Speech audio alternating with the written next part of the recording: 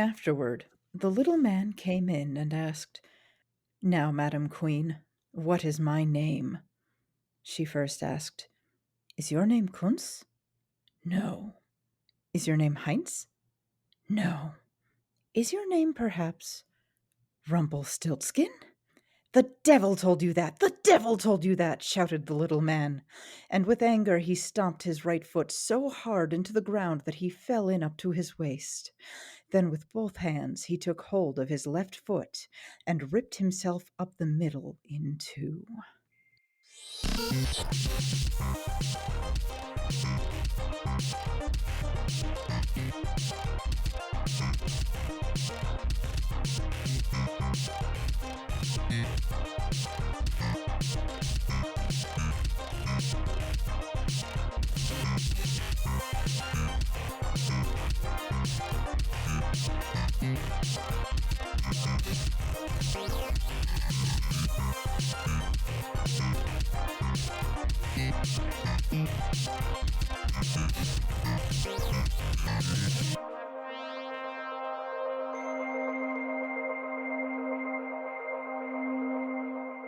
Welcome to Rite Good, the podcast that helps you write good.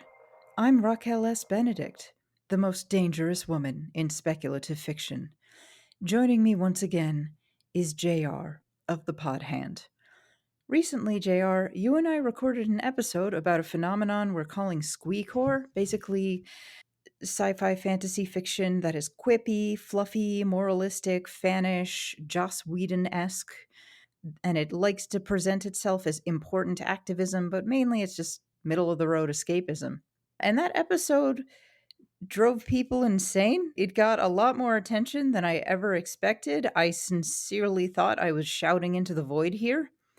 But something about that episode, especially about the name Squeecore, really, really touched a nerve. That episode is our most listened to episode. It had, within a week of us putting it up, it already got like 3 times the number of listens that the rest of our episodes usually have. Some people fucking loved it and wrote to us saying, "Thank you. I finally feel like there's a word for this thing I've been noticing, but I haven't known how to describe. Thank you so much." I got a lot of really positive emails about it, including from marginalized writers who felt that there was something wrong and they felt like they couldn't say anything about it because of the way you get punished for speaking up or for going against the crowd. And some people were absolutely furious about it and have publicly denounced me as a Nazi and also as a man for some reason, which is news to me. And a lot of other people are looking at it from the sidelines going, "What the fuck are you talking about? What is happening? Why are you weirdos talking about something called squeecore? You should all just go outside." So, because this got so weirdly big, we thought it would be a good idea to come back and revisit the topic and look at some of the discourse this has created and have sort of a part two to this squeecore discussion, a squeequel, if you will.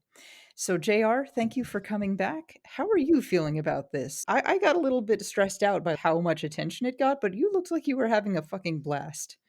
Well, first of all, Miss Benedict, why do you share a name with a famous American traitor?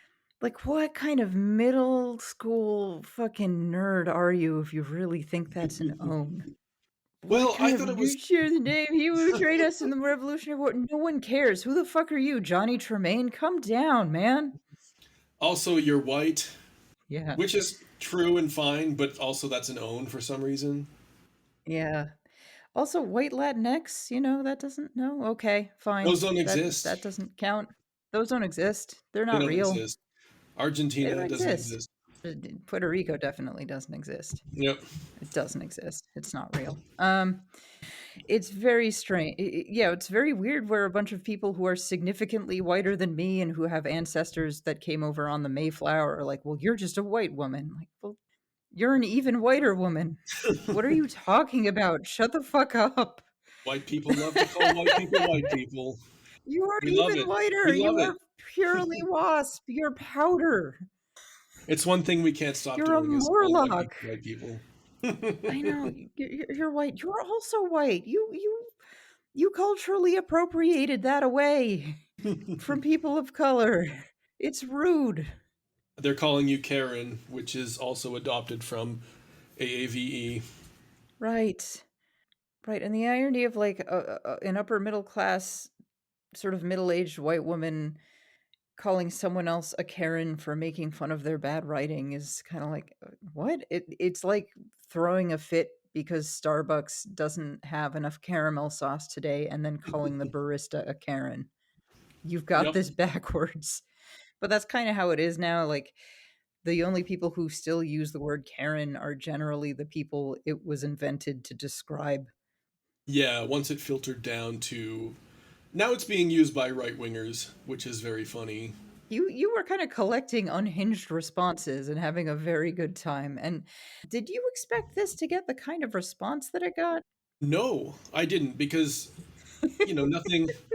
It's funny. It has to be funny, but no, I did not expect that level of response because it is the Right Good podcast. It has smallish, faithful audience, but it does not have Yeah, we have a mainstream really small recognition. audience generally. Yeah, and to see authors that I've read try to insult me personally is amusing. It's very funny because I didn't try that hard. That's really all there No, is we to did it. not try at all. We were very lazy. We half-assed that. We quarter-assed this. I mean, if I'd known it had that much attention, I would have been more rigorous in the analysis and tried to define squeecore on a more acceptable. Like there are people who want this sort of term to be very analytical. They want it to have like Right. specific traits and tropes that make up what it is, and to say clearly like this is squeecore, this is not, and here it is, because ultimately it's just marketing, right? All these terms, grimdark, hope punk and stuff, they're all marketing. That's all it ever was. Right. So to define it as squeecore, the intent would be to eventually recuperate it as marketing, right? But because we didn't give a clear definition, that nobody can do that. You can't say I am squeecore, I'm reclaiming this, because it's too nebulous to do, right? Yeah. And I don't think I that's a guess so. disadvantage. Yeah. Yeah. I don't know. I mean, granted, yeah, people complained you two were a little sloppy. Like, yeah, it's a podcast. Sure. It's not I like mean, an I academic didn't submit lecture. this. Yeah, I didn't submit this for Yeah. peer review. Sorry. You can do that if you want, but I don't give a shit, honestly. Yeah. Yeah, it's bizarre. I never and that's kinda how it goes. I've found a lot of the time with writing, like, the thing you really lovingly, carefully craft gets very little attention, and then the thing you sort of throw out, toss off the cuff, just gets all the attention. It's like, "The fuck? Just Oh yeah, okay." and that's the same is true if you ever make a tweet that goes viral, which I have, it's never the Yeah. one that you expect. It's never Yeah, the and one it's you put often one any that has a effort slight into. typo in it too, and you're like, "God damn it." Yep. Or you make a shit post Photoshop and you're That like, wake up the next day and there's like 25,000 retweets and you're like, what happened? What happened? You can't Yeah, plan what for a any of that. shitpost Photoshop, that sounds familiar. I don't Yep. know what you're talking about recently. Oh, you've made some good ones. A gray Photoshop. Gray. Oh yeah. Yes. Yeah, but that was that's been taken for Blood Knife, so that's pretty cool. It Now is it's very serious wonderful. art, it's comic. It's inspired a poem that's much better than the Photoshop that Oh seemed to have god, that's a resonated with good poem. people. Weather That's a good Goose, poem. awesome poet.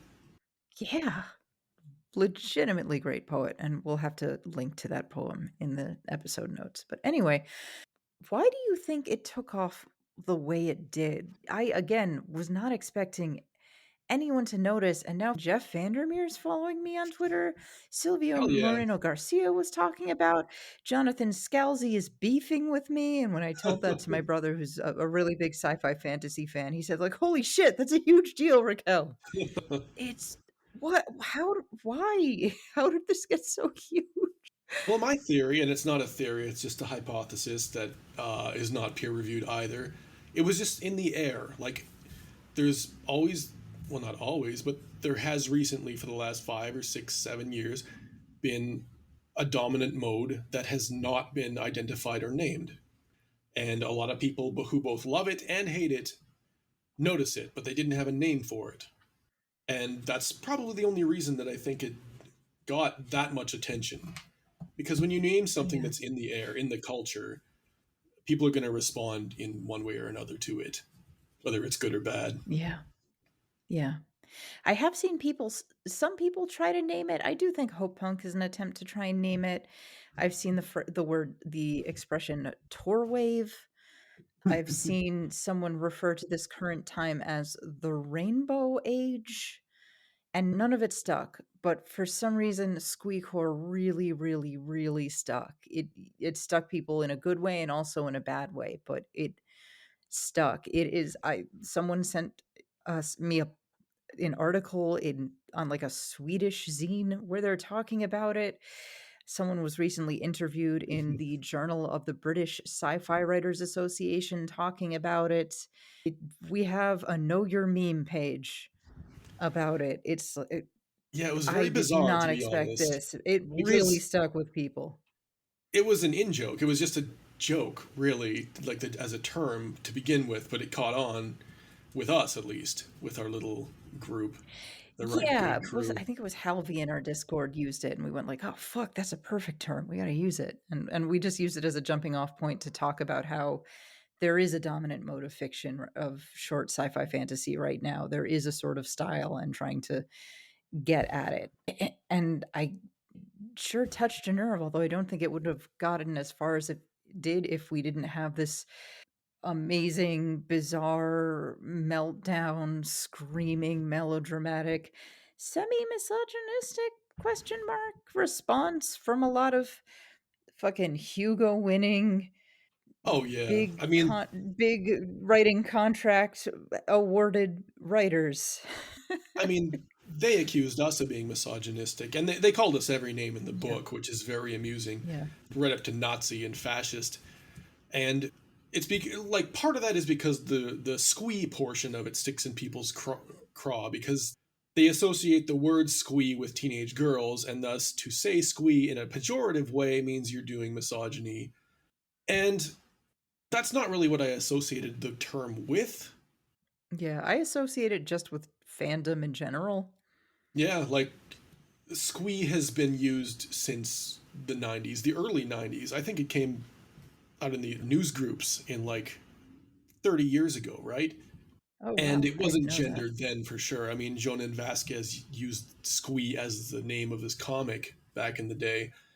For me, it didn't Right. have a feminine association. Maybe it does now, but I'm tuned out of that, admittedly.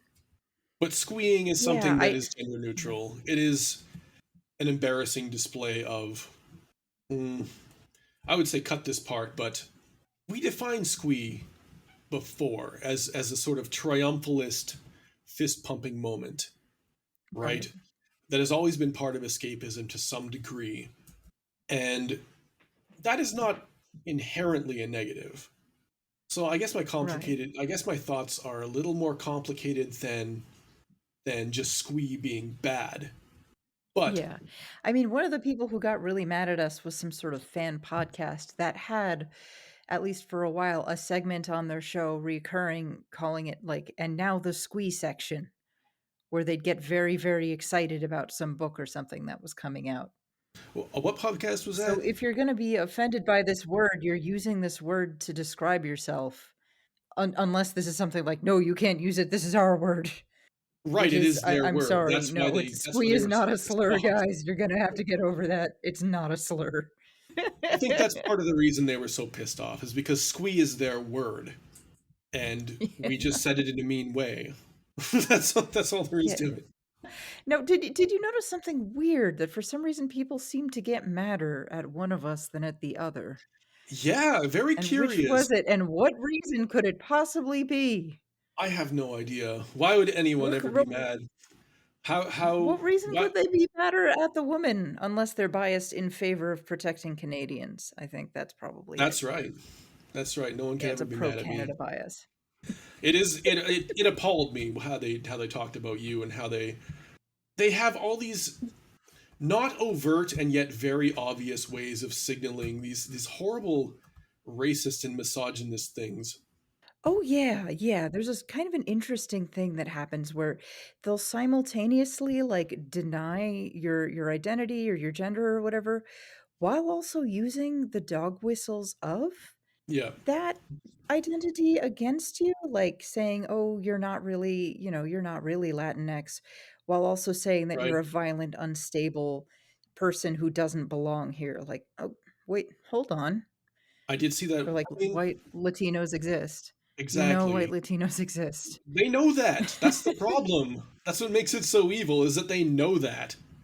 But they're using Right. that for clout points, right? They're not stupid. They're just Yeah, evil. there's There's something a really difference. gross about it of saying, "You're not really such and such identity unless you agree with us." It's like they believe that they own whatever it is that you are. And the person Like, talking was it's their white. property, it's their thing to use, and there's something Yeah. really fucking gross about that. Yeah, it's evil. It's diabolism. It's devil worship to me.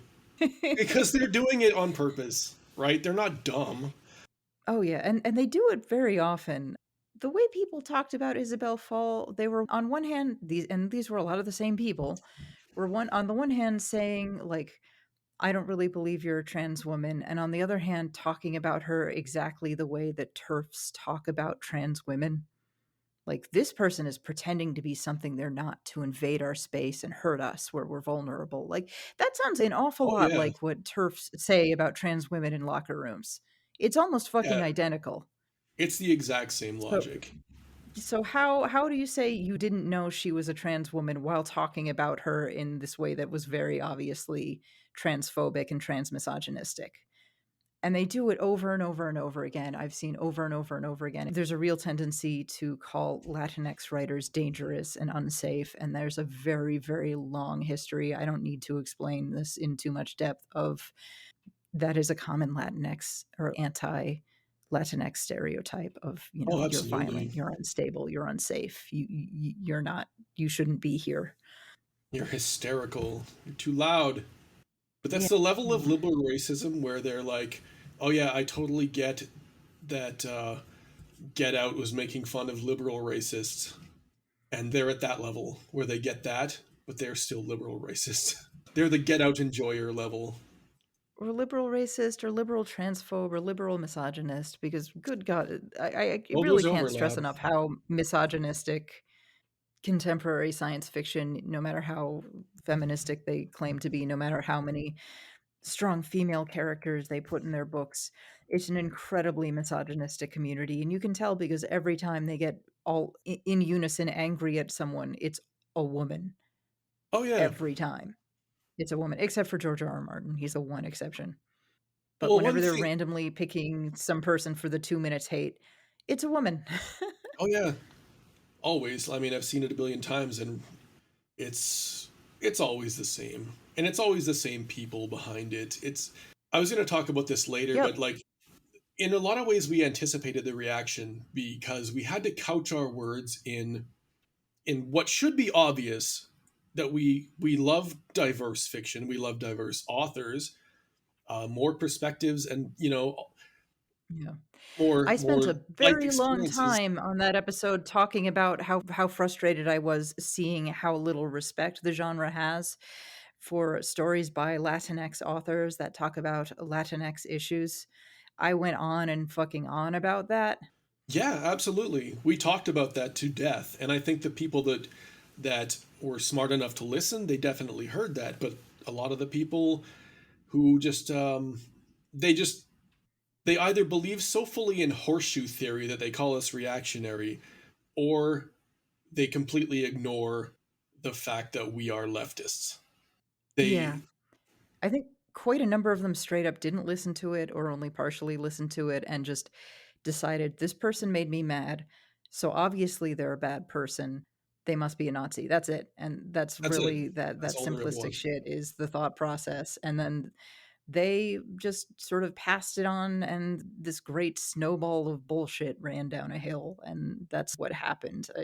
I found it deeply disturbing how many writers responded to this thing without listening to it, without reading the transcript, because one of our listeners very, very thoughtfully created a transcript, which takes a lot of fucking work, a lot of time. So, Oh hey, if you yeah. didn't want to listen to it, you could read the transcript.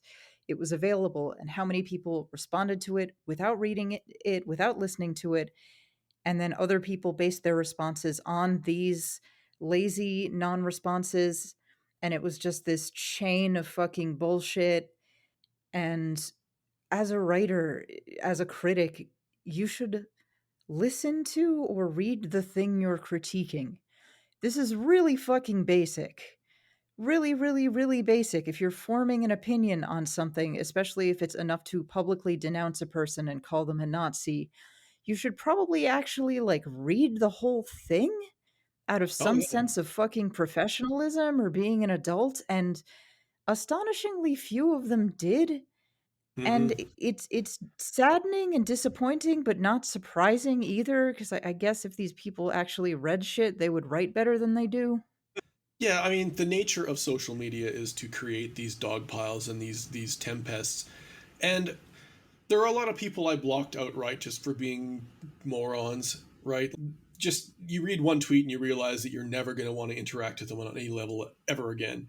Yeah. But there are a lot of people that sort of just followed the crowd, and I don't bear them any ill will really, because they're just doing what social media has all conditioned us all to do, which is just to freak out about everything all the time. And I've done it. God knows Mhm. I've done it. We've all And then done I've it. had to walk it back, and I felt like shit afterward. And that just happens, and it sucks. And it doesn't do anybody any justice, but Mhm. it does happen, and it happens to the best of us.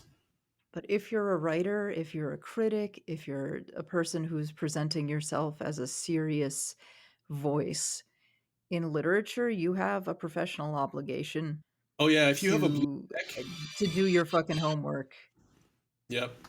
If you got that and blue these check and you're people are making not like doing their seven homework. figgies a year, you do have a Yeah. responsibility. I'm sorry to say, like you got that. Yeah. Yeah, you have it, and there was another side of it that was disturbing. It was people who didn't listen to it or read it, giving these really half-baked responses and then saying, "And you don't need to listen to it either. It's not worth Oh listening to, yeah, it's not worth read you shouldn't read this, you shouldn't listen to this." Like, I did. Yes, there was a deliberately lot of saying, people. "Don't listen to a woman." Yeah, yeah, like several of the blog responses, and at least Jason Sanford, they were Ah, just straight that up worm. like, don't listen to her, don't listen to this podcast, just listen to my Don't listen to interpretation. this person. We'll say Everything's person because fine. we don't wanna call her a woman because we don't want to admit we're Oh kind of yeah, misogynistic. yeah. It's just like it is like that though. Just like I am the rational person in this scenario. Don't listen to the original source. Just listen to me. Keep on sleeping. Sleep now. Yeah, it's really gross, and this protection of ignorance is ugly, and a writer shouldn't do that. A writer or a critic should have enough intellectual curiosity and intellectual integrity not to do that. And it doesn't surprise me, but it is just further reaffirming my absolute disgust for this group of people. Yeah, I mean the facts of the matter are know your meme and Redditors explained squeecore It's far better than if anybody in the Redditors blob. have more integrity than you. If Redditors and the know your Reddit, I meme love you. people I are take everything paying back that better I said. attention. You did it. If only a bunch of professional SFF authors had the professionalism and intellectual curiosity that a random fucking Redditor had, is a sentence I never thought I'd be saying. Oh, good lord. But anyway, God let's bless people address who pay attention. yeah, but let's talk a little bit about some of the dumb criticism. We talked a little bit about oh god, why do we hate women and neurodivergent people? Which is yeah, they were also accusing me of hating neurodivergent people, which it is very bold of you to assume that I am neurotypical. Regular listeners of this podcast can probably guess that that is not the case. It's interesting. People seized on the diversity thing a whole lot, and I think part of that is well, we can take this out of context and say, ah, you're just a chud, but I think for a lot of people, this episode did articulate something they've been feeling for a while, but weren't quite sure how to express. I am a little sad that people seized only on the diversity aspect and ignored the stylistic critique, because something I really would like to bring back into criticism and discourse on fiction is to talk about style and craft, because we don't talk about that at all. Part of squeecore is referring to every story as a list of identities and tropes, and that's it. And it doesn't give you a sense of like the vibe, the style, what's the story even about. It's just, Hmm. here's the list, here's the checklist. Dink, dink, dink. It has these things. Don't you want it? Like, no. Yeah. What is And, this book?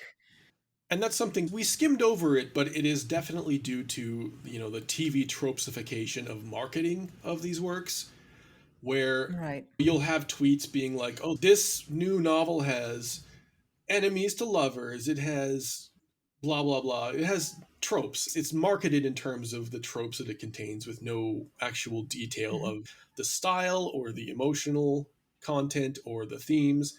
It's all just the most shallow analysis possible. And a lot of works are marketed this way, and now, Mhm. you know, I think it's pretty obvious that a lot of works are now written that way. Yeah, I understand marketing that way. It sucks, but marketing is kind of a dirty thing, and it's just going to be that way. Capitalism sucks, but to have the artist thinking that way is disturbing. It's describing your book as a product, right? Because that's how you talk about products. Here are the features Yeah. this has. Here are the features that this new computer has. It has this, it has that, it has a touch screen, it's got a this, it's got this kind of speakers, it's got, you know, this many gigs of RAM or whatever. And that's fine for a product description, but not for a work of art. And another part of it too, this commodification of it, and because Squeecore is very much about the commodification of fiction. I think part of the reason there's this touting of diversity is that when you market a product, you market it as new is improved, which means the old stuff, that's bad. You don't want that anymore. That's bad. Yes. It's irredeemable, and Absolutely. that's how we talk about older works of fiction. "Oh, it's bad, it's problematic." But when you do that, you inadvertently, I think, bury a lot of older, diverse fiction, older women's fiction, older queer fiction, because Hmm. if we acknowledge it, then maybe our new thing isn't as improved it could be. Whereas real artists who actually give a shit genuinely about diversity and culture often see themselves as part of a lineage, and they honor their forefathers and foremothers. Like Alice Walker worked her ass off to rescue Zora Neale Hurston from obscurity. She brought the woman's books back into the public consciousness. She reprinted them and re-released them. She even found her unmarked grave and bought her a proper headstone. Is anyone in Squeecore doing that? Are any of these people looking like, hey, here's this forgotten lesbian sci-fi writer from back in the 1950s. Her work was really fucking cool, and it never got the recognition it deserved because it was such a male-dominated era. Hey, let's take a look at it. No, it's all these lazily tokenized, pre-existing white IPs. We're taking H.P. Lovecraft yet again, and we're gonna put some diversity in it. It's like, well, why not look for some, I don't know, Horacio Quiroga, right? There's a Latinx horror writer from the late 19th century who's not very well known in the United States. And if you have this genuine love of like diverse fiction, you could be bringing his work back and bringing it back into the public consciousness and sharing it with American readers and seeing, look, there's this long legacy of brilliant Latinx horror fiction. But no, because that won't help you sell the new stuff. And Yeah. putting the word Lovecraft on your new mediocre book will help sell it, but putting the word Quiroga on your mediocre horror book won't help sell it, because that's not a brand name that's profitable in the United States. There's a transparent marketing angle to this that does bury older work and doesn't encourage people to revisit older things, because the marketing angle is that this is the new and improved product. This is the new thing. It's not in tradition. It's not in a literary tradition. It's in a product tradition of a new thing that's better than the old thing. Yeah. And that is kind of a shame. That's a marketing necessity of, especially digital marketing, social media marketing, where everything has to be new. And that is okay to market stuff like that, but when that's how criticism functions, when that's how Oh yeah. writers talk about writing, when that's how editors and critics talk about writing, then we have a fucking problem. Yeah, I mean, the state of criticism now, I mean, it couldn't get worse. I think we're at the nadir of criticism. It's Maybe that bad. includes It's us, the bad. bad people, the bad critics that say mean things. Yeah, But that's that use swear words, but like normal swear words. we Like we don't say just say fuck fuck. We don't say crustables. We fuck just a say the doodle fuck. doo or anything. We don't say fuck waffle. It's just fuck because we're big girls and boys. We weren't raised on Hamilton. No, fuck, thank God. We don't do the flumpty foo. Yeah. And that was another thing that I got kind of bothered about the response. It's like, "Oh, you really hate diverse literature." First of all of the writers that we dragged were white, and we didn't name very many writers just because I didn't want to be seen as bullying if we're naming a writer who had 2 sales in a semi-pro mag and has made a total of $60 for her writing. Like what good would it be for me to dunk on that person? She's a small fry. The And people we yet, named were by and large all Caucasian, predominantly male, overwhelmingly white or wealthy, and either award winning or award nominated. Like we were punching up. There it was very strange seeing the response where people are accusing me of punching down on Jonathan Scalzi, a millionaire man. He's literally a millionaire. He signed a multi-million dollar publishing contract with Tor. Like how he's Goliath here trying to claim that he's David. It's very, very bizarre. Like, bro, why do you even care what some podcast says about you? Fucking log off and go swimming in your Scrooge McDuck vault. we were also accused of singling out those authors because they didn't write masculinely enough. So we were actually Oh doing my god. a misogyny and also like an I did a effeminate misogyny against homophobia, Chuck Wendig. I guess. Yeah, we were calling Chuck That's Wendig an amazing. effeminate man. We were doing a misogyny by insulting a man because he was not manly enough. That was an actual That's really criticism that something. I heard, or read rather. That's Yes, amazing. Chuck Wendig, honorary woman. The it's the fuck? first honorary thing about him. That's He should be wild. They celebrated. took away womanhood from me and they gave it to Chuck Wendig.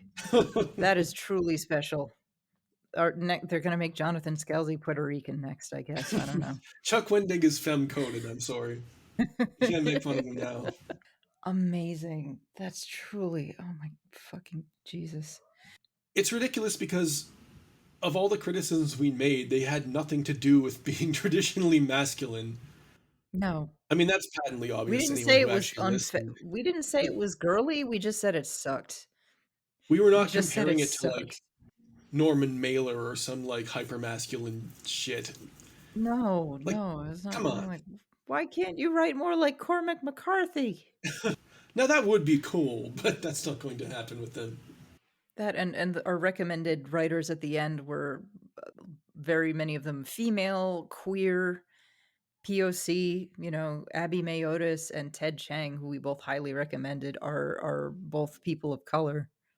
Yeah, I mean, those are the people that I would recommend. I mean, I distinctly remember recommending 3 or 4 women authors. I don't think I Yeah. recommended a male author aside from Peter Watts. I don't think so, no. I think it was mostly like yeah, mostly female authors. But they didn't listen. You don't have to listen just to form an opinion about something. Just make shit up. It's cool. It's Just make fine. it It's up. very reasonable and Just professional. But just anyway, close your eyes and imagine what we said and how bad it was, and then get really mad and then post about it. yeah, Because make up a that's guy to that's get what makes a mad. great post. You got to make up a guy, or Yeah. you got to make up 2 guys because Raquel is no longer a woman. Yeah, I'm a guy now. I'm a man. Okay, so that being said, I'll talk like Elizabeth Holmes now. It was another aspect of it that was really weird was seeing people insist that it's not a movement in unison.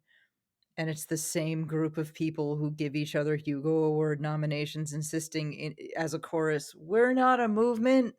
We're Yeah, I not a mean, we movement," but simultaneously, "We're not a movement," but also you can't name it because you're not in a movement. When you guys were trying to call yourselves the rainbow era. That's kind of sounded like a movement. We're not in a movement just because we have similar style and similar sensibility, and we have similar political beliefs, and we work together and go in the same direction in unison. That's not a movement. That's a going together thing. It's not a movement. It's no. Oh. But yeah, that was such a strange criticism too. You're not allowed to name this movement that's not a movement because you're not in it. Like, there's no rule here. We can name things if we're not in them.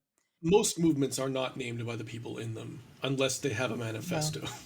right, right. And in order to write a manifesto, these people would have to admit that they're sort of together, and they're not willing to do that. But yeah, like the Gothic, that was an insult. That was not a name they chose, but they held on to it. They decided to keep it. Suffragettes, that was an insult.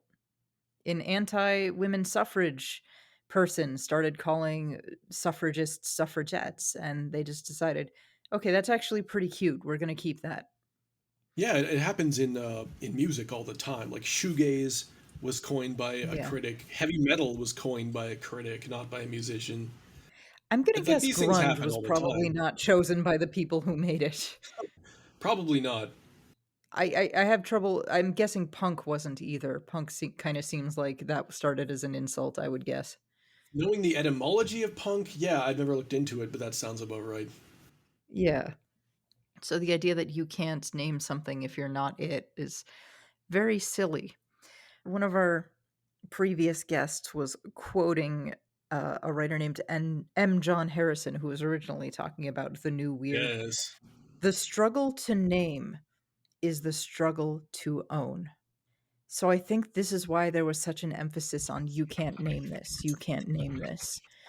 It was, if somebody else names it, if somebody else names this trend, and if that name sticks, that means they don't own it. That means they don't own sci-fi fantasy. And that's terrifying to them because I think that this is a small and influential clique of people, and they do get to decide who's going to win an award. But beyond that, they really don't have that much power. I mean, I'm sure I've probably gotten myself blacklisted from a number of sci-fi fantasy magazines by doing what I do, but were these people going to publish me anyway? You know, the kind of work that I Doubtful. do. Is that something that would appeal to them anyway? Probably not. It is a very small crowd. I mean, the reason the sad puppies were able to upset the balance is just because they had like 50 more people for a particular It's voting incredibly strategy. small. It It's is a tiny. The small, small margins are pond. are small, and I don't know. Are they getting smaller? I don't know, but they're very I don't know. small. All I know is like the final number of what the final number of votes for the Hugos were like 1 to 2,000. Yeah, That's a tiny number. That is really, really small. So I think there's a fear here, just understanding they're not that powerful.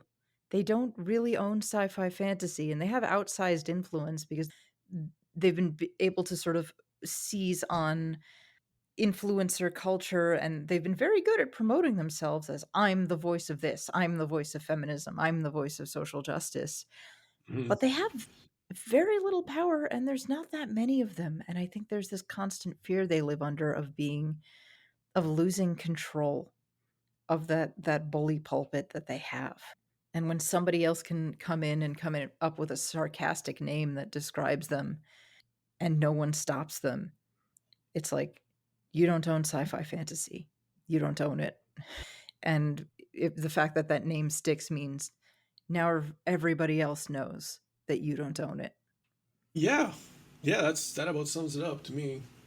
Let's see. Another one of the really dumb criticisms was, you're just jealous of our success. You're jealous. You're calling us squee because you're jealous about how successful you are. You know, no one actually knows who you are outside of your small group. Well, even Also, if I they wrote the do, hottest piece of film criticism in the year of 2021. That was true, me. true though. I wrote an article about Batman's penis, and it was translated into a dozen languages around the world. Yeah, So I'm doing that's big. great. That's a big W. I'm really proud. My ridiculous Batman's penis article, "No, everyone is beautiful, no one was horny," was quoted in the New York Times, the BBC, newspapers in Italy, Indonesia, Spain, Turkey, France. It was translated for a prestigious film journal in the Netherlands. It was translated into Arabic. It got me on NPR. My debut short story made it into Gardner Dozois's final anthology. He chose me as the best speculative fiction story of the year 2017, beating out a shitload of professional, experienced writers. I'd say my work is doing well. People like it. People genuinely like what I have to write. I don't have to step on other people or declare my rivals Nazis and drive them into the closet in order to get my work seen. It is organically enjoyed and organically appreciated. Yeah, mercifully, the same is true of a lot of the authors we love who are routinely lambasted by this same blob of sci fi fantasy clique, right? They can Yeah, succeed without those people. you don't need them. You don't need their approval. You do not need their approval. They're a big fish in a small pond, and there are other ponds. There are other bodies of water. Yeah. I mean, I didn't get any direct accusations of you're just envious of my success because, I don't know, maybe they can sense that I don't really care. Like the sour grapes argument doesn't hold Yeah, water to me. It's just projection it doesn't because hold these water are to either people of us. because these people always wanted to be in the club, even if it's just the AV club. They wanted to be part of the scene. They wanted to be centered, and they wanted geek culture to dominate, and now it does, which is wonderful for them. And God's honest, I just don't want to be part of their group. I'm happy without them. I don't think they're cool. I don't want to spend time Yeah. with them or go to their award shows or riff flumpty foo fuck crustables with with Lin I don't want to Manuel take a Miranda. selfie with them with the Raytheon robot, but No, I don't want to go to Nerd Prom, the Raytheon Nerd Prom. Thank you, I'm good. I don't have nothing to be envious of aside from money, and that's only for like four people who make money. yeah. Oh, another criticism. Why were we so mean? Why were we such jerks? Now, we were pretty rude. We were very, very catty. I will not deny that. We were catty. We were dismissive. We were sarcastic. We were kind of mean. And I'm not going to deny Yeah. that. And here's why I'm such a fucking asshole about this stuff. Now, in sci fi fantasy, it is common and acceptable to call a writer a racist, a misogynist, a rape apologist, a queerphobe, a groomer, a Nazi, a predator, a failure of empathy, a violent abuser inflicting psychic harm upon the audience, and so on, simply because you didn't like their story very much. Simply because you didn't like their fictional story. This is routine. This is normal. This is the normal mode of criticism in sci fi now. You can accuse any writer whose work you dislike of a litany of very, very serious sins. It's become common to drag a writer out of the closet because you weren't comfortable with the way they portrayed queer characters. There's that one famous instance of a writer who was forced to publicly disclose that she had been molested as a kid when a critic complained about her novel.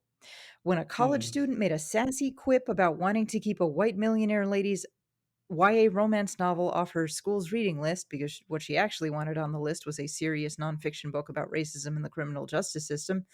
A group of well connected, award winning, rich, best selling writers, including some Hugo winners, launched a fucking disgusting, vicious harassment campaign against the girl, simultaneously accusing her of misogyny while calling her a raggedy bitch, quote unquote. Oh yes. An angry, obscenity laden blog post in which a woman said that she wanted to see an elderly writer burned to death in space was nominated for a fucking Hugo Award. And I don't have to remind you about the helicopter story controversy. So, after all that, after you have normalized this kind of cruelty and viciousness, no, you do not get to ask me for civility. Civility is gone. You killed it. You do not get to chase people back into the closet and then cry for civility when someone calls you squee. Making fun of a writer's prose style is a hell of a lot nicer than misgendering her and calling her a Nazi. So that's why I'm mean, because you don't deserve civility. You do not deserve No, politeness. they are the catty group. Fuck you. Fuck you for even thinking you can Fuck them ask all. that for that. It's Well, so they're the much. It's ones so that have much been like the calling. conservatives going like, you need to be you stupid liberal shit lib bitches need to be more polite and civil toward me. Like, no, fuck you, dude. Cry bullies, yeah. They won the mainstream and they're still just mean about it. Yeah, I mean, the same group has been calling people edgelords and grimdark edgelords and grimdark. making trauma porn and poverty porn and misery porn and all these terms devoted to dismissing and insulting any kind of darker author or edgier author, reading their works in bad faith and saying, "Oh, you're just trying to hurt me. You're an edgy asshole trying to hurt my feelings." And You that's been caused going on harm for to me, a marginalized person. yeah, and that sort of accusation is pretty serious and it's lobbied all the time without even thinking anymore I mean, they by these wield people. social justice language like a toddler who just found dad's gun. It's incredibly careless, and they don't fucking care who they hurt, and they keep hurting people, and they don't stop doing it. So no, I'm not gonna be fucking nice to them. No, because they're not nice people. They're just No. not. I mean, but they think of themselves as nice people. And what do we really call them? The worst Squee. I can say, we call them squee, but they're obviously like they're parochial. They are conservative. They are. Mhm. Not What else very did we good at say about writing. them? They're not They're very good at not very writing. good at writing. They are groupthink neoliberals. Yeah. They are. Our criticisms are pretty tame, right? Ultimately, Yeah, we didn't accuse anyone of psychic rape or anything the way they accuse everybody else of it. We yeah. didn't accuse any of them of doing violence to us directly. We just said they suck. We just kinda said they were shitty writers and that they kind of suck. That was it. Yeah.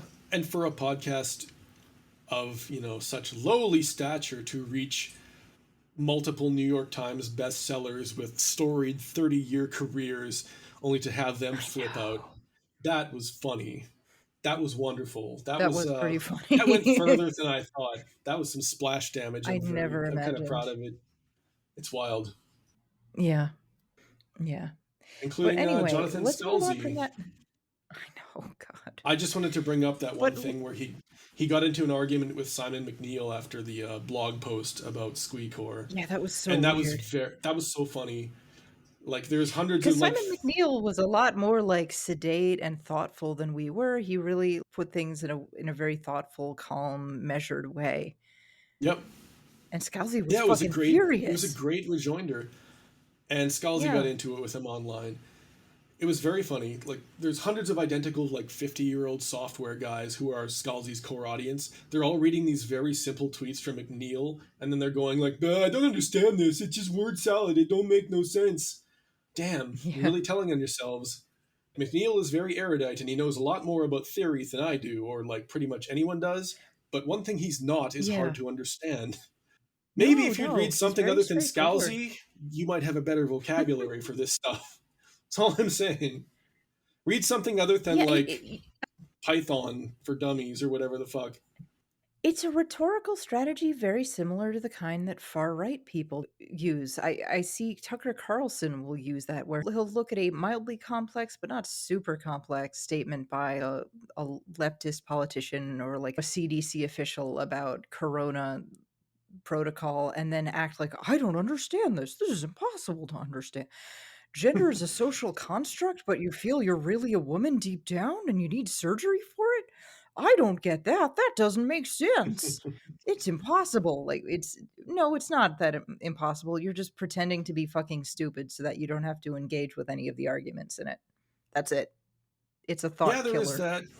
I'm not sure I'd identify with them all with trans misogynists, but they are playing up their faux stupidity Well, I mean, just not in order to necessarily as demand trans more misogyny, but explanation. it's the same rhetorical strategy where you act like a Oh yeah, dumbass, exactly. basically. It's to demand Where you more act like work something and that's more not explanation complicated from is something. impossible.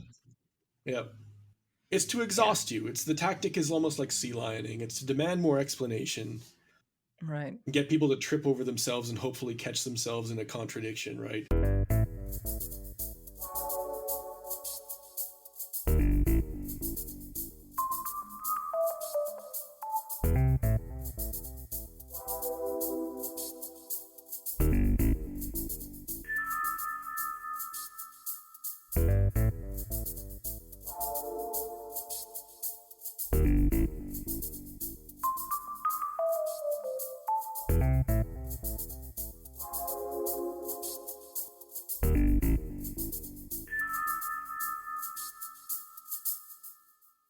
Yeah.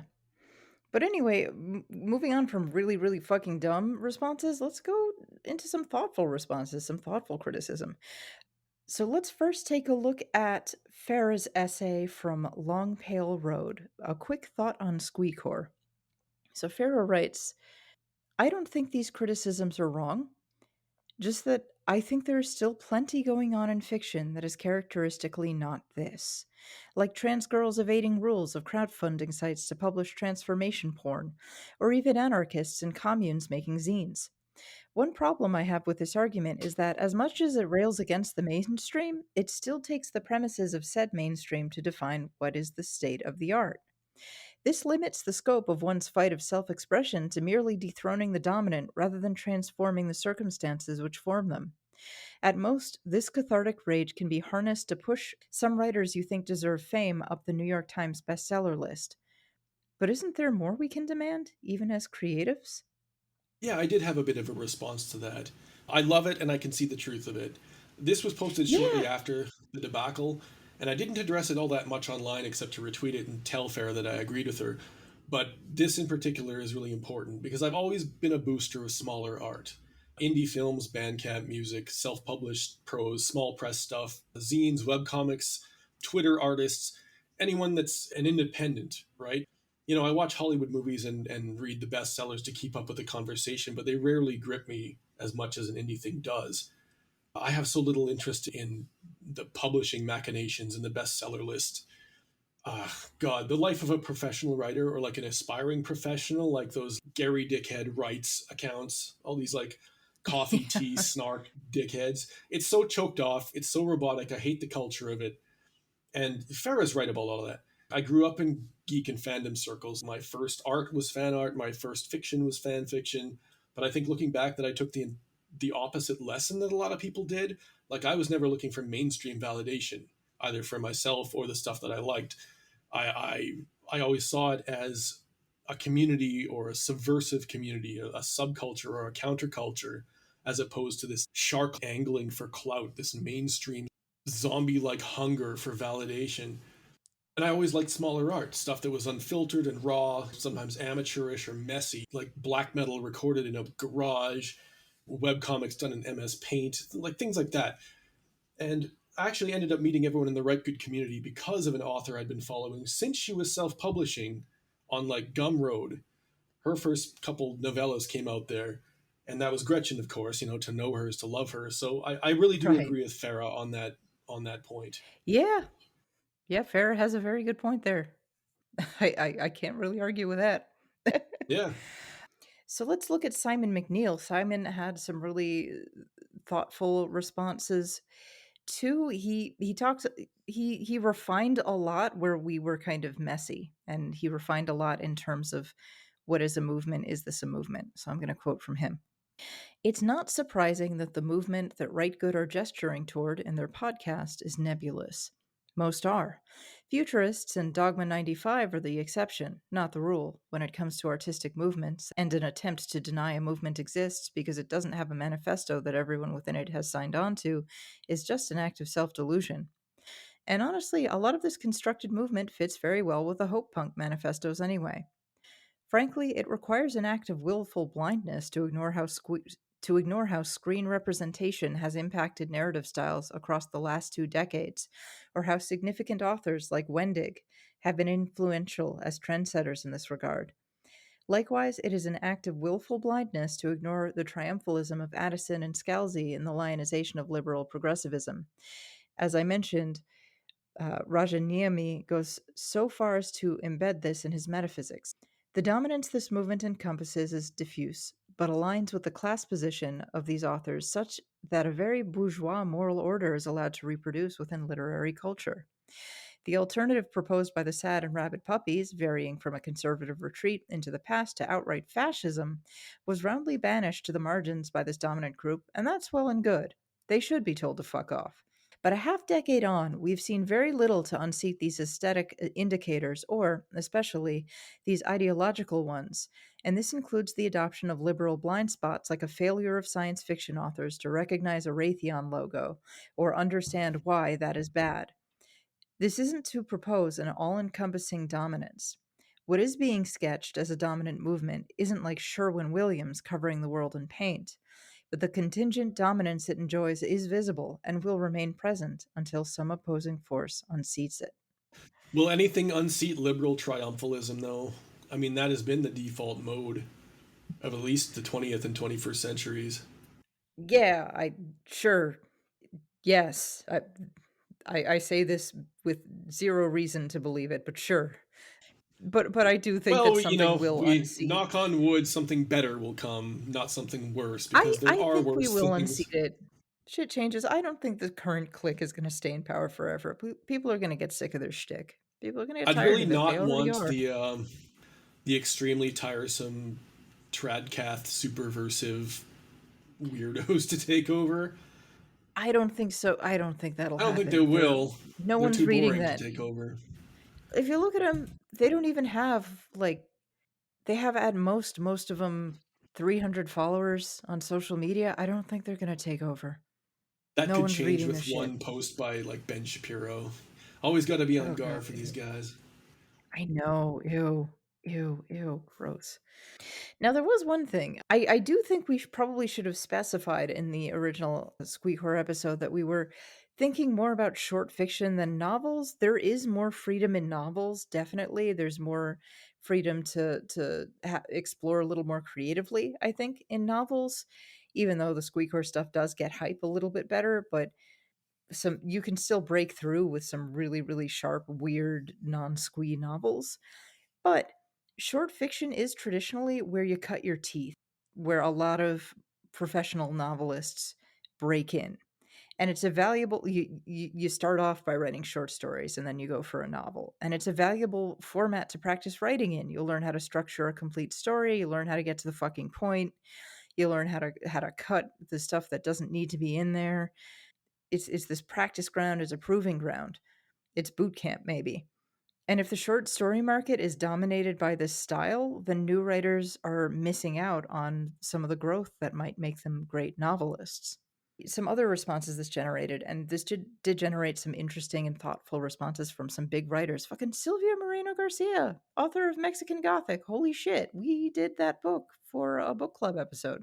She responded to this whole thing on Twitter. She had a thread that went like this: I have no idea if there is such a thing as squeecore as an overriding genre, but I do know that most of the books that get pushed at me, I write for the Washington Post, tend to come with PR letters that emphasize fanfic terminology, shippable, etc., often position books in comparison to media rather than other books. It's The Witcher meets Ms. Marvel. Emphasize its commercial potential, the TikTok sensation, and often overemphasize some kind of identification, like it has a queer ace black protag, and they don't tell me the plot. There definitely seems to be a sense of the most desirable aesthetic among the marketers. The problem for me is that it's hard to find the other stuff. Often the books by POC that don't fit this mold don't get the big push, and I have trouble getting copies. However, there is little linking of these titles together. I certainly don't think any specific workshop produces one single dominant aesthetic, or that this aesthetic is the most financially lucrative. So, yeah, I mean, I think Oh yeah, when we as said for dominant, I know a lot of people it's interpret that to be culturally like, "Oh, this dominant. is the only thing." But no, that's not the only thing, but what she's describing here, that sounds like domination to me. You know, Yeah, I mean, if the it doesn't marketers mean are only. You pushing can't this be. and burying everything else, that's to me that is a kind of soft domination. Yeah, I mean, domination requires some other countervailing force. You can't be a dom by yourself. But that does remind me, I was thinking about it before, but like obviously the really big selling fantasy is stuff that we don't actually talk about and it doesn't generate much discourse. It's stuff like Brandon Sanderson, the epic military fantasy series, the hard magic stuff. It's a completely different field than the stuff that wins awards. Like it doesn't win Hugos or Yeah. Nebulas. It's completely ignored by that, even though it sells vastly more copies. It Oh, might yeah. win like the Reddit Stabby Awards or the David Gemmell Awards and stuff like that, which is fine, and I have nothing against it.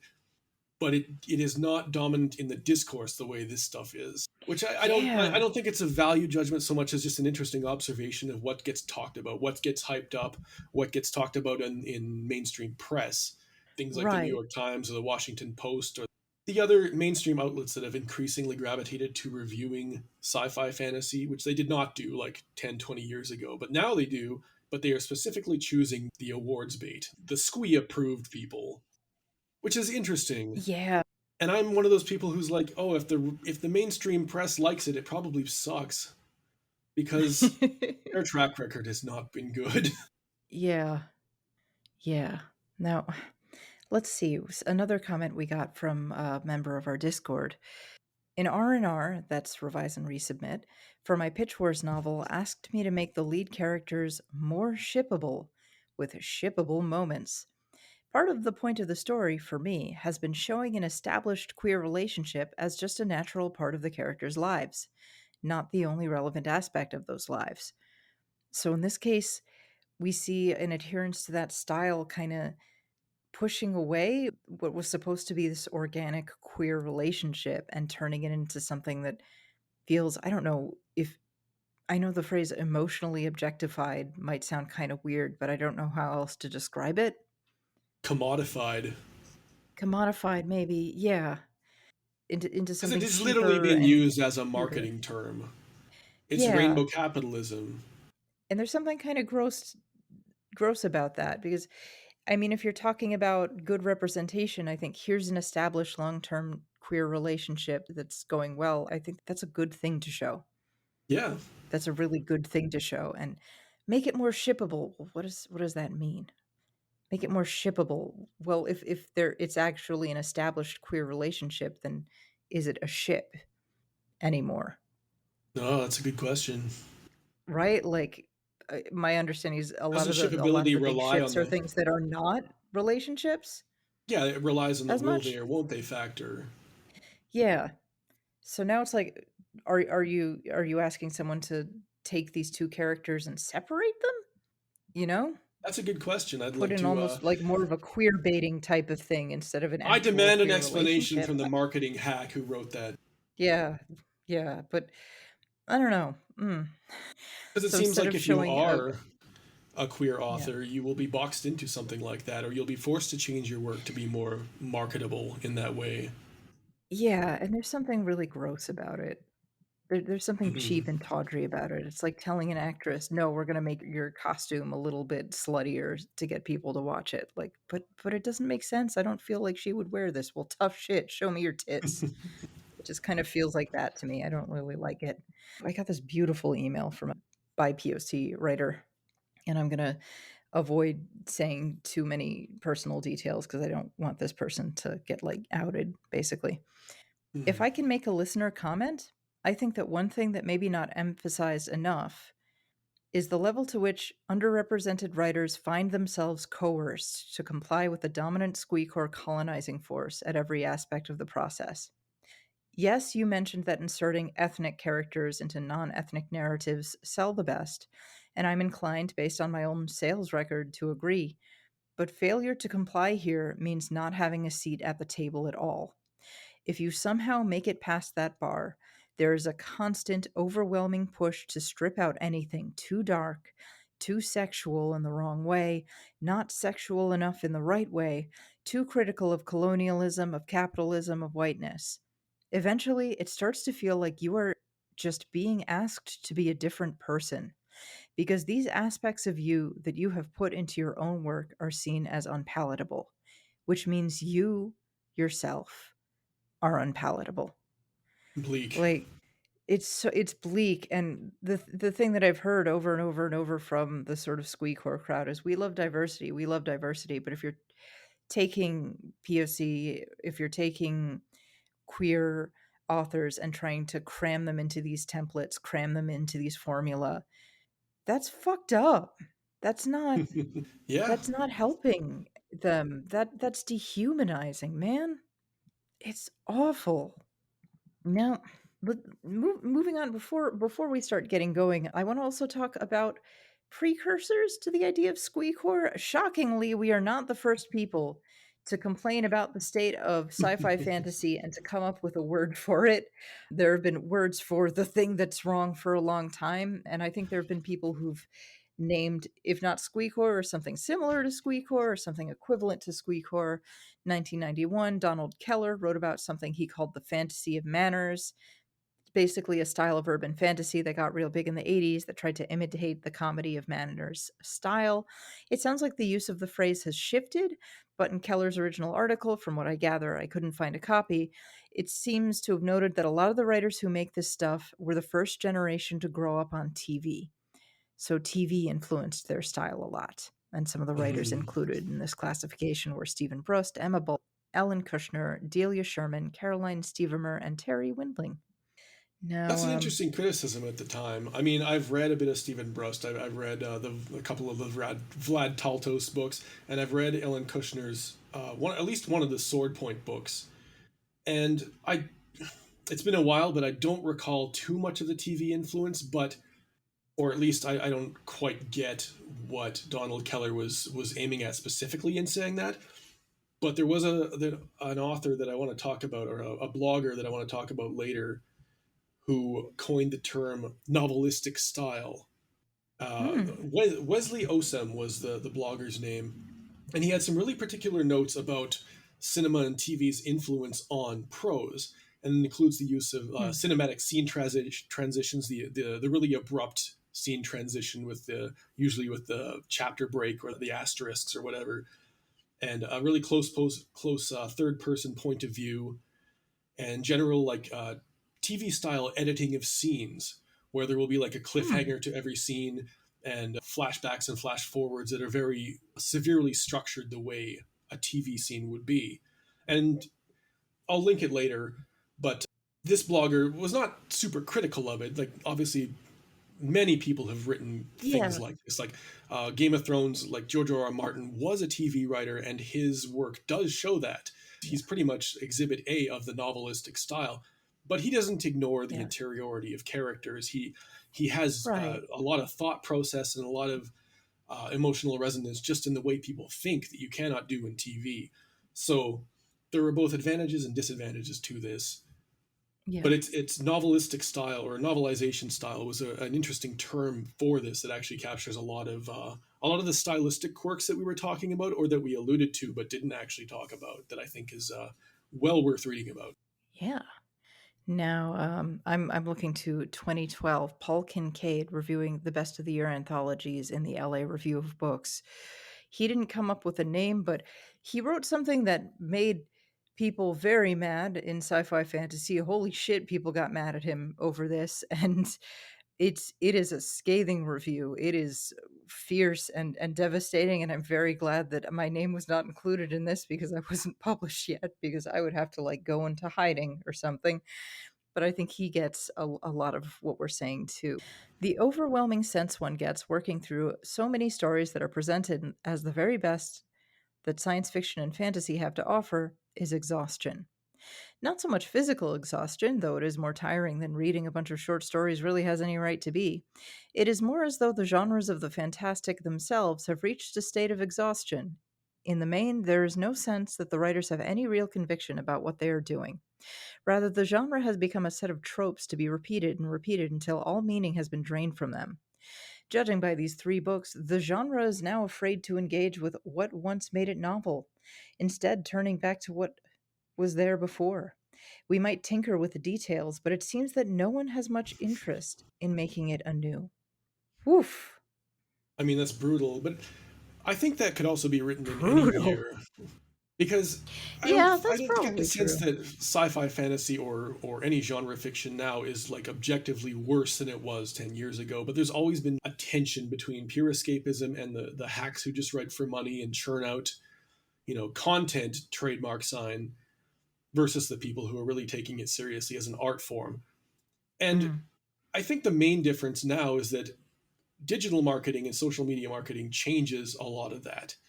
And corporate domination of things like Disney and Tor change the game and skew the balance in a way that maybe didn't happen as much before.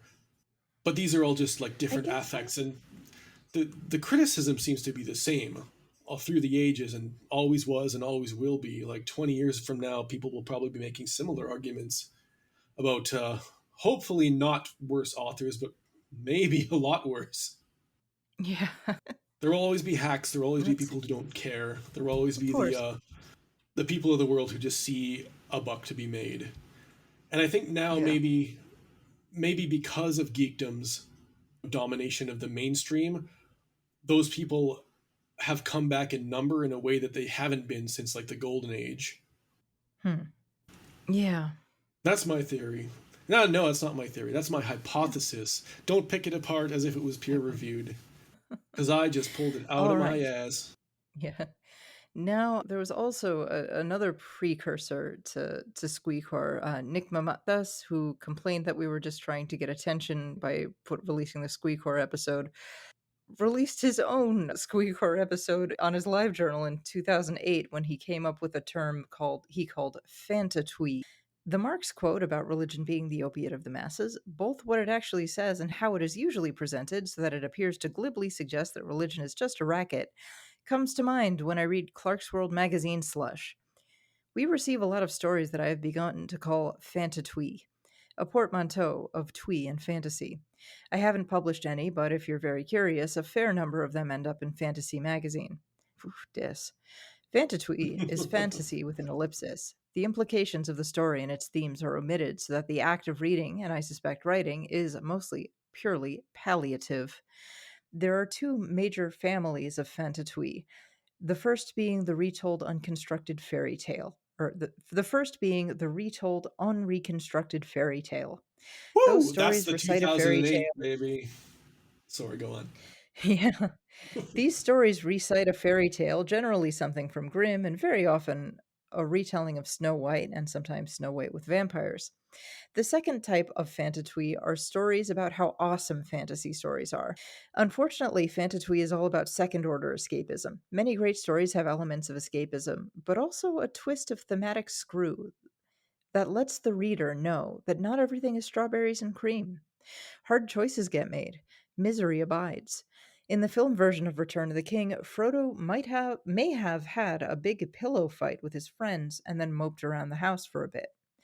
In the book, he was a shattered man, utterly alienated from his communitarian society. That's what you get for saving the world from doom. Fantatwea leaves out the shell shock. In the fairy tale mode, the jagged edges of fairy tales are filed off and replaced with a faux threat. Snow White with fangs, a few more mentions of blood, that sort of thing. But there's no terror, no threat of the horrid arbitrariness that lies at the intersection of fairyland and early modernity. The story isn't renovated or explored or undermined. Instead, what enjoyment there is in the reading of it is the stuff of bedtime. Once upon a time, the end. Read it again, Mama. Nothing drives the story but the prior existence of the story. The new version's theme is nothing more than, hey, remember this old story that used to mean something? Well, it still used to. Stay tuned for my new story, Icy Equations in Omelas, coming Oh God. 2022.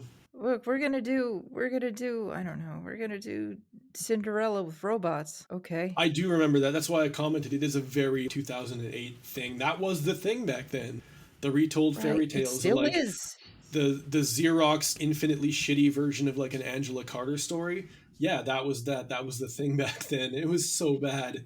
It still is. It still is the thing, only with added really shallow diversity. Like, oh, I'm gonna retell Beauty and the Beast but gay, but it's not gonna be weirdly uncomfortably horny. Like, what? Wait, what? Why would you retell Beauty and the Beast without it being weirdly uncomfortably horny? I'm in favor of a gay retelling of Beauty and the Beast. There's a lot of subtext you could do. That simultaneous attraction and revulsion would be a very, very good way to explore a man's struggling with his own sexuality and being attracted to this thing that's sort of dangerous and forbidden. There's a lot to do with that. Yeah, I mean, But fairy just tales into Belle's a themselves, dude they tell now is like very. really boring. Yeah, I mean, fairy tales linger because they tell such primal, atavistic, emotional stories. They tap into your reptile brain, both in the fear and the desire. But modern stuff doesn't want fear or desire. It wants to make a didactic point. It wants to smugly and glibly tell you that the wolf is bad, which you already know, but it doesn't really sort of engage with why the wolf is hot. You know, so it's no Angela Carter. I'll tell you that. Yeah. Because the point Now of I've got writing enough. these things is different now, right? It is made to make a moral point and score a goal against a perceived cultural enemy. And you're supposed to say, hell Right. yeah, you got one over on the wolf because the wolf represents toxic masculinity, and that's it. That's the only reading you can get from it. The end. Yeah. Now, here's a quote from a Jeff Vandermeer essay in 2007 called The Triumph of Competence. There has been much talk recently about the death of short fiction, or the lack of interest in short fiction, generally in the context of genre. And I'd like to suggest, hypothetically, that perhaps ideas of comfort, class, and politeness come into play. I have been reading countless stories over the past couple of years, and despite finding some excellent material, I have at various times felt as if something was wrong that I couldn't quite articulate, some elusive sense of being in danger. Not danger in the fiction, but a danger to fiction.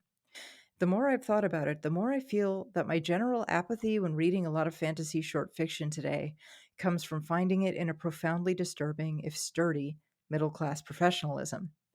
The magazines and anthologies are Mm-hmm. dominated by what I'd call centrist fiction that simply drowns in competence. It's good. It's not great. It's clever. It's just not trying to do more. Or it does reach for more, but in familiar ways. As I thought about this further, I visualized an endless churning sound as thousands of writers typed and handwrote the first drafts of stories destined from conception to be good enough. Good enough for publication. Good enough to pass muster. Good enough to earn an appreciative nod. It was a depressing thought. Well, now that I think about it, there's two things that I would like to see more in sci-fi fantasy and in short fiction. Two things, very simply. Stories where you cannot tell what the politics of the author are, not to say they're apolitical, but they should be more Hmm. complicated. And B, What's B, stories that are Canada? absolutely unadaptable to TV or cinema, that cannot be Yeah. adapted because they're too literary. And I don't mean the literary in the sense of being dense or unreadable or complicated, but literary in the sense of being interior and communicating thoughts that will not work on TV and using the advantages of prose and poetry to do it. Yeah. It's not much Yeah. to ask for, and I read stories like that pretty much every day, but they are not the mainstream, and they are not the No, stuff that typically wins awards. That's all there is to it. no, no. Something I've thought about contemporary SFF. It's something that frustrates me and a lot of readers I've spoken to is okay, so we've lost a lot of the lows. Like, good lord, 1950s sci-fi was really hokey and cornily written and written in a really cheesy way. I will not deny that. But I think we've lost a lot of the highs too. Simon McNeill, once again, in an essay called The Problem with the Middle, he notes that there's something that highfalutin, highbrow, high art, avant garde culture and lowbrow trash both have in common, which is that they take risks in terms of subject matter, in terms of style, in terms of Mm-hmm. technique. They take risks. They feed into the avant garde. You know, the highbrow artist takes risks deliberately a lot of the time Yep, because they're really thinking of how do we challenge things? How do we challenge the dominant paradigm? The sort of lowbrow trash person might take risks just because they're churning out so much pulp so fast. They do a stream of consciousness thing, and like sometimes something exciting really slips through, absolutely. or because they're taking risks because they're like, well, I don't have a big marketing budget behind me, but maybe if I like crank up the craziness, it'll get there. Like Philip K. Dick, right? Like he wasn't a good prose stylist. He really wasn't. His prose was not very good, but his books were so fucking weird Oh because he's yeah, churning things out at this crazy, crazy pace because he's on speed all the time and also he's mentally ill. And it made this bizarro, unpolished fucking gold yep. somehow. The pulps were like that too. Yeah, yeah, the pulps, like, yeah, they were a lot of them were really cheesy, but also they were taking some kinda interesting risks, and I feel that way Yeah, about they were cinema vital. too, about music, you know? Like, you have It's like we avant-garde need. composers who are super smart with their music theory degrees, and then you have punk rock, whatever musicians in a garage with a broken guitar just breaking rules because they don't even fucking know the rules exist. And there's stuff that definitely And combines them. There's elevated pulp. There's stuff like right, I always talk about they draw Alistair from each Rennie's other. Bleak Warrior, which is an awesome highbrow slash lowbrow, but never middlebrow, bizarre Yeah, avant-garde pulp story that I really love. they draw from each other, they do. But Yeah, what middlebrow art does is it doesn't take risks, and it might take elements out of middlebrow. highbrow and Yeah, low art, but it sanitizes them. And I think that's where we are with contemporary SFF. There's a lot of elements from high art and low art, but it's really bland and it's middle and it's okay. And that's fine, but that's never going to show us the way forward. That's not something that innovates or blows our minds. It's safe. And I'm very tired of safe. absolutely. There's definitely different ways to be, safe and unsafe in fiction. Like obviously being the most edgy person in the room is not always desirable. You don't want to always freak people No. out and disturb them and traumatize them. That's not always desirable. And that's not always what edgy means. Like it can mean just a stylistic risk, a strange way of, mixing memory and fantasy and reality in a way that is new and fresh, Right. or including bits of poetry or whatever. There's so many ways to experiment in prose and write prose poems and bend the rules, right? So it's not always about edgelord trauma and stuff like that. That's just a side tangent. Wasn't even very well expressed. I would cut Yeah, that. Cut yeah, it, yeah. trash it. Yeah. But Yeah, like, I'm not saying that, Philip K. Dick was an edgelord, but, I mean, there's creative experimentation, too. You exactly. cannot accuse him of not being creative. Oh, kitty. Hey. Hello. Hi, Hello, kitty. kitty. Hello, Harley. Harley's grumpy because it's time to give him treats, and I'm still talking on the podcast. Well, one Okay, thing have that you found the people, note?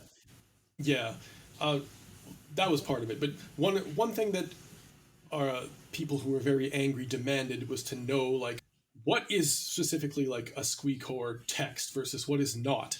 And if you mention one or the Mm, other, it's like, well, here's all the reasons that what you said is squeecore is actually not. And if you say this is not, well, here's actually all the reasons that it is, because they want to confound you that way, right? They want to catch you in an own. And right. I sort of brought up off the cuff the Poppy War as an example of something that does something interesting. To say it's squee or not is kind of dumb. But here's why I mentioned it. I haven't read the rest of the books, the second and third ones, and I probably won't. But the first one is she's a young author who is working within a young adult inspired framework, right? It still is in certain ways like a meritocratic girl boss liberal institutional success story about a girl who goes to a magic school and becomes an important person in the military, blah blah blah. And it was written by someone who went to Oxford, so she's doing fine. So it's very situated in that Mhm. milieu. But it also tries to grapple sincerely and quite brutally with historical war trauma of the 20th century in Chinese history. Hmm. To me, it's so freewheeling and strange in the way that it deals with it that it almost seems like an accident of a young author breaking rules and accidentally creating something new.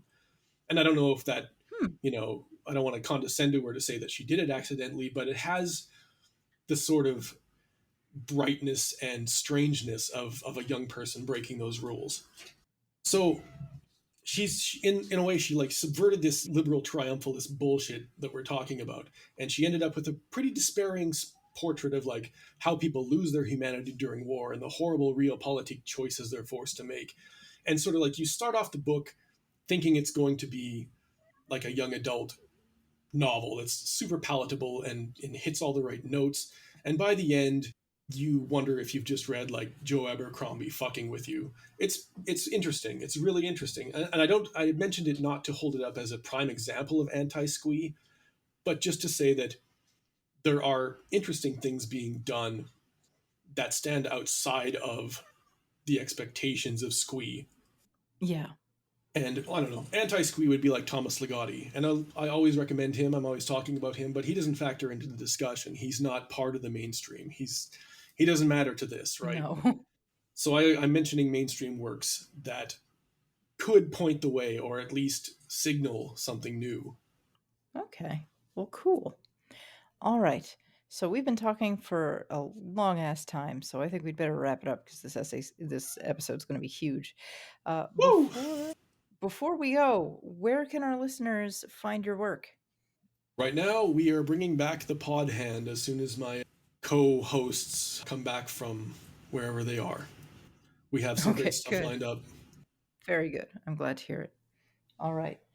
and I'd better sign off because the cats are getting very impatient for their treats. All right, Alrighty. that is all for this episode. Well, Thank you very for much. listening. If you like what you heard, head on over to patreon.com/writegood and subscribe. Until next time, keep writing good. This has been Rite Good with Raquel S. Benedict. Hosted by Raquel S. Benedict and produced by Matt Keeley for KS Media LLC. Theme song by Surgery Head. This has been a Kitty Sneezes production. For comments and concerns, please write to us at writegood@kittysneezes.com. That is RITEGUD @kittysneezes.com. If you'd like to support us, please visit our Patreon at patreon.com/writegood. kittysneezes.com in color.